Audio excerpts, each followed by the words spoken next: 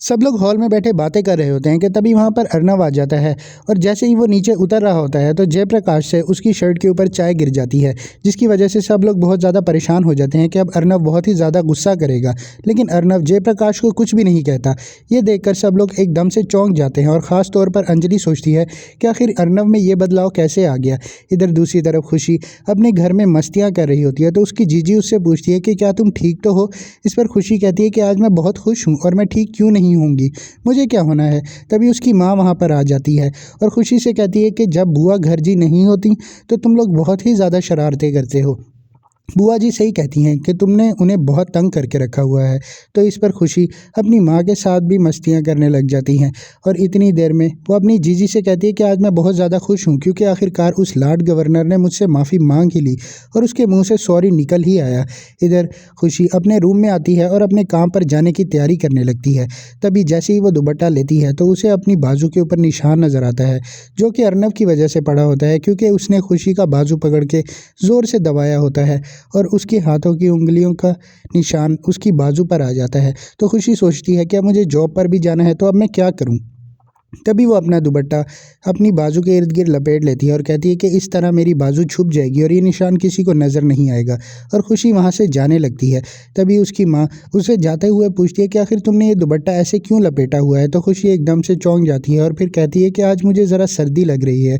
तो खुशी की माँ हंसने लगती है और कहती है कि ये तुम कैसी बातें करती हो, तुम्हें गर्मियों में सर्दी लगती है और सर्दियों में गर्मी लगती है। और खुशी हंसकर वहाँ से चली जाती है।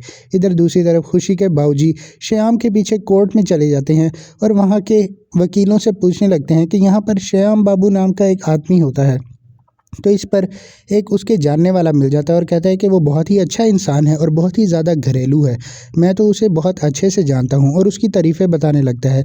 लेकिन तभी उसके बाबूजी पूछते हैं कि आखिर वो यहाँ पर रहता है या कहाँ रहता है। तो इस पर वो वकील श्याम के बारे में बताता है कि वो दिल्ली में ही रहता है। ये बात सुनकर खुशी के बाबूजी बहुत ज़्यादा चौंक जाते हैं कि आखिर अगर वो दिल्ली में रहता है तो वो ऐसे क्यों बताता है कि मैं यहाँ का रहने वाला नहीं हूँ, सिर्फ काम की वजह से यहाँ पर आया हुआ हूँ। इतनी ही देर में श्याम भी वहाँ पर आ जाता है। लेकिन ये दोनों एक दूसरे को नहीं देखते और खुशी के बाबूजी वहाँ से जाने लगते हैं और श्याम और उसका आपस में टकराव होता है। लेकिन वो दोनों एक दूसरे को नहीं देखते और वो वहाँ से चला जाता है। सब लोग आपस में बातें करने लगते हैं और अंजलि कहती है कि ये सब कुछ लवन्या की वजह से हुआ है, कि लवन्या की वजह से ही अर्नव अब इतना गुस्सा नहीं करने लगा और बल्कि खुश खुश रहने लगा है। लेकिन नानी को ये बात बहुत ज़्यादा बुरी लगती है और वो कहती है कि ऐसा कुछ भी नहीं है, ये सिर्फ खुशी की वजह से हुआ है क्योंकि खुशी लवन्या को भी ट्रेन करती है, सब कुछ सिखाती है और अर्नव का भी ख्याल रखती है। ये बात सुनकर सब लोग बहुत ज़्यादा खामोश हो जाते हैं। तो लवन्या वहाँ से उठकर अर्नव के रूम में आ जाती है और अर्नव के लिए ड्रेस निकाल कर देती है। लेकिन अर्नव उसे कहता है कि तुम्हें पता है मुझे ये चीज़ें पसंद नहीं हैं, फिर तुम आखिर ये सब क्यों कर रही हो। तो इस पर लवन्या कहती है कि आखिर मैं आपकी बीवी जो हूँ।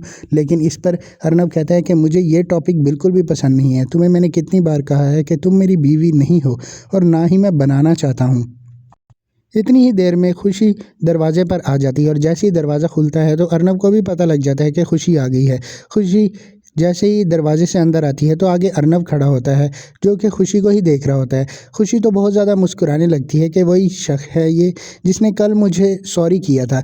लेकिन अर्नव उसे गुस्से से देखने लगता है। तो खुशी कहती है कि ये कितना सड़ा हुआ आदमी है और अर्नव चुपचाप वहाँ से जाने लगता है और खुशी उसे इग्नोर करने लगती है कि ठीक है, अब ये यहाँ से चला जाए यही बेहतर है। लेकिन तभी अर्नव जैसे ही खुशी के पास से जा रहा होता है तो उसके बटन के अंदर खुशी का दुपट्टा अड़ने लगता है। इधर दूसरी तरफ अंजलि खुशी के पास आती है और उससे पूछती है कि आखिर आपने ये दुपट्टा ऐसे क्यों लपेटा हुआ है। तो इस पर खुशी उसे पहले कुछ बताने लगती है, लेकिन इससे पहले कि वो कुछ बताए अंजलि को बुलावा आ जाता है और अंजलि वहाँ से चली जाती है। और जैसे ही अर्नव वहाँ से जा रहा होता है तो अर्नव के बटन के साथ खुशी का दुपट्टा अड़ता है, जिसकी वजह से वो दुपट्टा उतर जाता है। तो खुशी एकदम से घबरा जाती है और जैसे ही अर्नव मुड़कर देखता है तो खुशी का दुपट्टा उसके हाथों में गिरा हुआ होता है और उसे वो निशान नज़र आ जाते हैं जो कि उसकी बाजू पर लगे हुए होते हैं।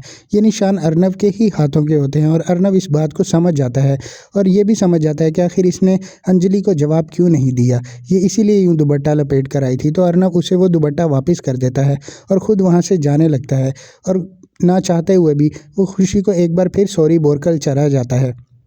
ये देखकर खुशी एकदम से हैरान हो जाती है कि अर्नब ने एक बार फिर मुझे सॉरी बोला है। और अर्नब उसे सॉरी कहते हुए वहाँ से जैसे ही जाता है तो खुशी एकदम से हंसने लगती है, मुस्कुराने लगती है और कहती है कि आज उसने मुझे फिर सॉरी बोला।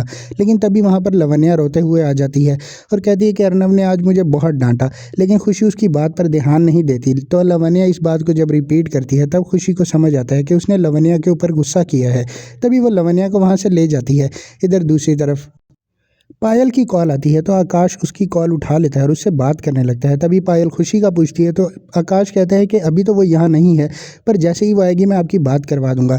तभी ये दोनों आपस में बातें करने लगते हैं और ये पूछती है कि आपकी गाड़ी ठीक है ना। तो आकाश कहता है कोई पता नहीं, जल्द ही ख़राब हो जाए। तो इस पर पायल हंसने लगती है। वहीं पास ही बैठी मनोरमा उनकी बातें सुनने लगती है और सोचती है कि आखिर ये किससे बातें कर रहा है। तभी आकाश से वो पूछती है कि किससे बातें कर रहे थे। तो आकाश कहता है कि किसी से भी नहीं।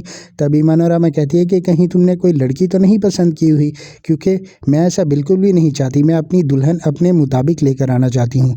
इधर दूसरी तरफ श्याम वकीलों के पास चला जाता है और जैसे ही वो वहाँ पर वापस कोर्ट में जाता है तो उसका दोस्त उसे बताता है कि उससे कोई शख्स मिलने आया था। तो इस पर श्याम बहुत ज़्यादा चौंक जाता है और वो इधर उधर देखने लगता है। तभी उसे खुशी के बाबूजी नज़र आते हैं जो वहाँ पर रिक्शे में बैठकर जाने लगे होते हैं। तो वो सोचता है कि आखिर ये मौसा जी यहाँ पर क्या कर रहे हैं।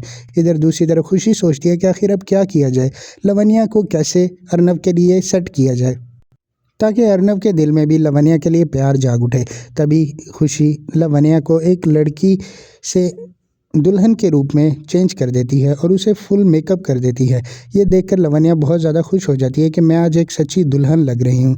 तभी वो उसे अर्नब के बेड पर बिठा देती है और कहती है कि आपको यहीं पर बैठना है जब तक अर्नब नहीं आ जाता। और अर्नब की एक्टिंग करने लगती है। लेकिन तभी उसे आवाज़ आती है कि अर्नब अंदर आ चुका है और ये दोनों एकदम से घबरा जाते हैं।